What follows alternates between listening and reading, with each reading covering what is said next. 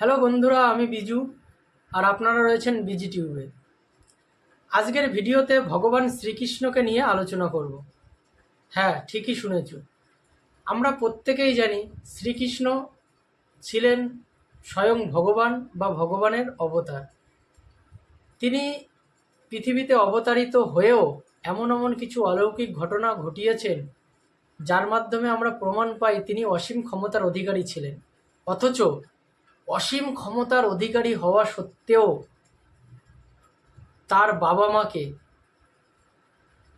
কারাগারে বসবাস করতে হয়েছে, কারাগারে জীবনযাপন করতে হয়েছে। কিন্তু কেন? তিনি তো স্বয়ং পরমাত্মা, তিনি তো স্বয়ং সৃষ্টিকর্তা, তিনিই তো স্বয়ং ব্রহ্মাণ্ডের অধিপতি, অসীম শক্তির মালিক। তিনি ইচ্ছা করলেই তো সব কিছু করতে পারে, তার আন্ডারেই তো সব কিছু।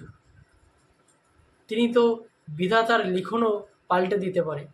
পারতেন না নিজের বাবা মার ভাগ্যটাকে বদলাতে? কিন্তু তা সত্ত্বেও তিনি কেন পারেননি, বা তার বাবা মাকে কেনই কারাগারে জীবনযাপন করতে হয়েছে, আজকে সেই ব্যাপারেই বলব।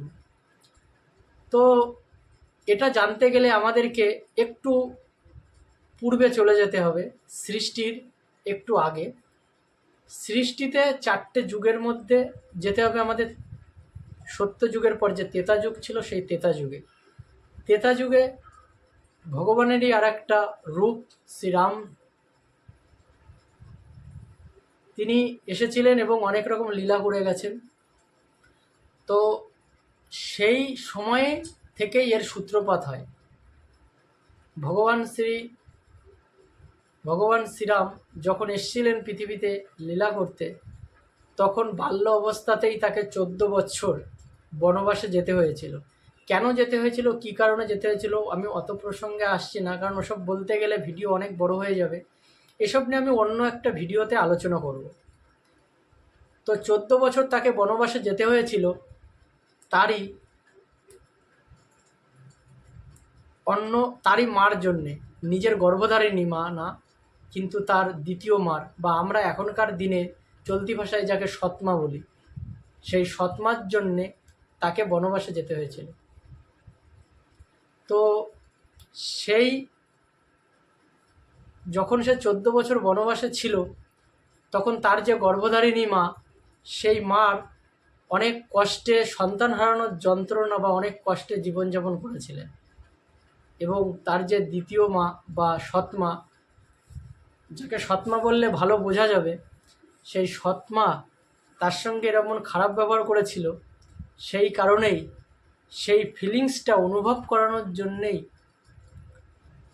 পরবর্তী যুগ বা দ্বাপর যুগে যখন তিনি শ্রীকৃষ্ণ রূপে আবির্ভূত হলেন, তখন তার মা হলেন পালিত মা হিসাবে বৃন্দাবনে জন্মগ্রহণ করলেন, বা ওখানকার রানী হিসাবে আসলেন। আর তার যে দ্বিতীয় বা সৎমা ছিলেন, তিনি তার জন্মদাতা মা হয়ে আসলেন। এবার জন্মদাতা মা তিনি যখন, আমরা জানি গীতাতে যেটা আমরা পেয়েছি, বা ব্রহ্মবৈবর্ত পুরাণও যদি তোমরা পড়ো, তাহলে দেখতে পাবে ওখানে লেখা আছে যে তার জন্ম যখন হয়েছিল, কারাগারেই জন্ম হয়েছিল ভগবান শ্রীকৃষ্ণের, এবং ঝড় বৃষ্টির মধ্য দিয়ে তাকে স্থানান্তরিত করা হয়েছিল বৃন্দাবনে মাতা যশোদার আলয়ে। তা সেই যে যশোদা, সেই যশোদাই ছিলেন পূর্বজন্মের সেই তার নিজের মা, এবং তিনি শ্রীকৃষ্ণ রূপে যার গর্ভে তিনি এসেছিলেন, সেটা ছিলেন তার পূর্বজন্মের সৎমা।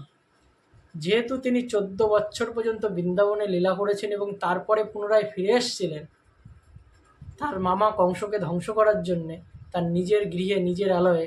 তো এই যে মাঝখানে যে 14 বছরের ব্যবধান, এই 14 বছর পর্যন্ত সেই ফিলিংসটা বা সেই কর্মফল ব্যাক দেওয়ার জন্যেই এই সমস্ত ঘটনা ঘটেছিল। তো আজকের ভিডিওতে আমি এর থেকে আর বেশি কিছু বলবো না, এই সংক্ষিপ্ত ছোট্ট ভিডিওটার মাধ্যমে শেষ করছি। আর চেষ্টা করব পরের ভিডিওতে অন্য কোনো আরও ভালো বিষয় নিয়ে আলোচনা করার।